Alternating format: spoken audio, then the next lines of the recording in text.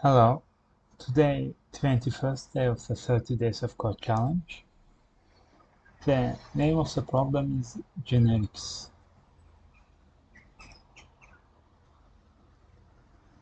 But we have a little issue here because in a Python there's no stuff like generics.